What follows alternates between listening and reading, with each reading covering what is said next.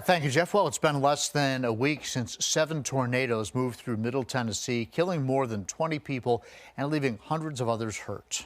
And now comes the effort to recover and provide relief. Meteorologist Chris Michaels is in Cookeville, Tennessee, and met up with people from our area who are lending a helping hand. Chris? Guys, good evening. Yeah, this is where the EF4 touched down in Cookeville, Tennessee, unfortunately resulting in loss of property and life. But despite the devastating blow they've been dealt, folks here in Tennessee are very happy with the amount of volunteer work that's been going on. There's a reason why Tennessee is known as the volunteer state.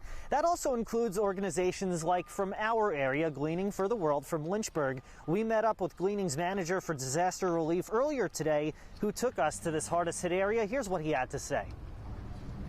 Gleaning has already collected a drive at our local Sam's, and we are sending a truckload, our first truckload. Our supplies will go to the Cookeville Community Center, where they'll be distributed from there.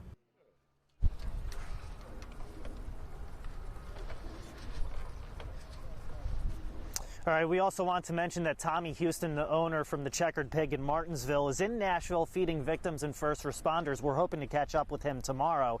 But while on site, St. John introduced us to a gentleman who found his medals from when he served in Vietnam in his neighbor's crawl space. He said those neighbors actually had pictures of theirs found in Knoxville, Tennessee. To give you perspective, guys, that's 100 miles to the east.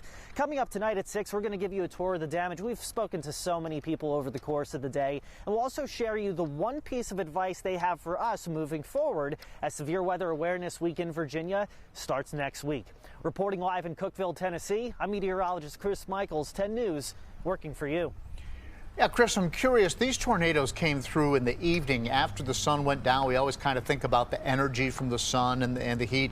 How rare is it to have a tornado this strong hit at night? You know, John, that's a good question. You know, a lot of times you don't hear about these strong tornadoes hitting at night, but Tennessee actually stands out in the country.